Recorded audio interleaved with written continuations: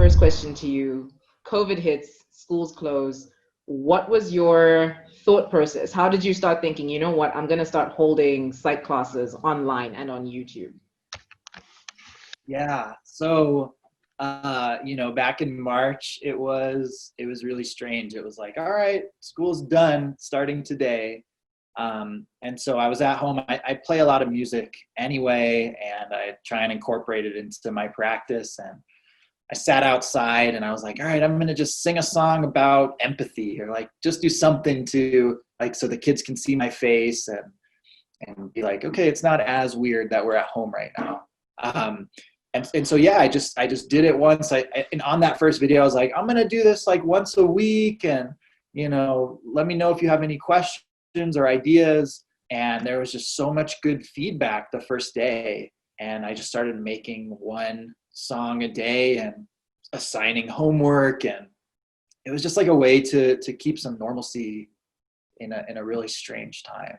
Was there ever a point where you felt like, because now you're missing that connection, you're missing that physical ability to be able to interact with the kids, to be able to hear them and understand what they're really trying to say? Was there ever a point where you felt like video was almost pointless? Like, I know that where the point was, but did you ever feel like this is not going anywhere? Maybe I'm not supposed to be doing this. Maybe I should just go back and wait for schools to open. I mean, like, it felt like the only way to connect. I looked at it more of like, this is better than not doing anything at all. And, I said, oh, here's my email, send me your homework, comment in the comments. And so, yeah, I mean, it was different. It wasn't like walking up to my students, singing a song and having direct feedback. But it was something. It was anything. So what has been the feedback like from students? Has this just skyrocketed, or was it something that was gradual? Did you ever send an email out to the parents and be like, hey, this is what I'm going to do in order to make sure that we keep up the interaction? How did that go?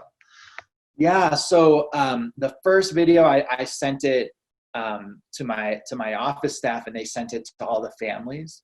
And they're just like, hey, here's just something fun Mr. Parker's doing, check it out if you want. It's just a 3-minute YouTube video.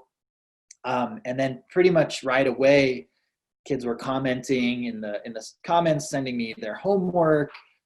So it had this really great interaction for my students. And we're a small school, about 200 students. And I thought, great, like 100 people watched this. That's like half the school watched it and commented. And then, yeah, I mean, it started spreading. Families in South Africa, families in England, families in Germany, like all over, were like, I just typed in psychology because I don't know what to do with my children right now. And this came up. So yeah, I mean, for me, I mean, it's not this big viral thing, but thousands of people have watched it, and it's been really cool. So what does life look like for Adam Parker, the psychologist, after we're back in schools and we have to go back to, and we're allowed to interact? Let me put it that way. We're allowed to actually interact with our students once again. Are we still going to be doing the videos? Yeah, so actually my school did go back from August until about 2 weeks ago. And so I wasn't making daily songs anymore. I had no more riffs to write, and I had run out of topics. So I started this like mental health talk show. And so each week I get a guest and a musical guest, and just talking about doubt and resiliency and happiness and just feelings and topics with adults around the world, saying like, hey, I'm an adult and I'm struggling right now, but here's how I overcame it. Or I have anxiety and here's things that I do. So that's been what the YouTube portion has looked like. Back in schools, I'm still singing songs in the hallways with my mask on. But what has been the most challenging point in your profession? So especially working with children, I think this is something that a lot of people will go through. My personal experience was that I dropped out of psych because I was not too sure that I could deal with a lot of the cases that were coming in. So for you personally, what has been the most challenging part of the profession that you've chosen? I mean, being in the field, you deal with a lot of trauma. And so self-care is so important. and how do you deal with other people's trauma while still taking care of yourself. And so I think that's a constant challenge for all psychologists, of how do I take care of myself while I'm taking care of everybody else. So, you know, and then music is a big piece of that for me. That's some of my self-care, and that I get to bring it back and put it back into my practice is really, really cool for me. You preempted my next question. How do you look after yourself? Aside from music, how do you make sure that you stay? Because a lot of your videos, I've watched a few of them, people might say that you just don't have problems, that you're just, you know how to deal with everything. So how do you manage keeping yourself sane? I'll put it that way.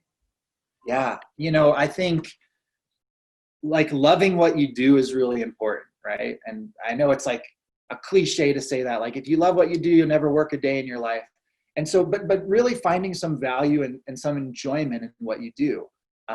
You know, I think you could look at everything with a negative lens. Like, you could be like, oh, it's too sunny out, I'm probably going to be sweating. And you could look at it like that, or you could say like, oh, it's sunny out. And it's just like how you look at it. So for me, self-care looks like, first of all, I love what I do. I get to play music. I get to connect with kids. You know, I didn't really know a school psychologist when I was growing up. And I think it would have been really nice to have somebody to connect with and talk to. And life can be really crummy sometimes. And it's nice to be able to say that out loud, you know, and to not have to keep it in. Like, yes, some days are crummy, and, you know, for the most part, they get better. And then maybe they get crummy again, and then they get better. And so that's one thing I like to do, just my mindset. When it's not a pandemic, I love to travel.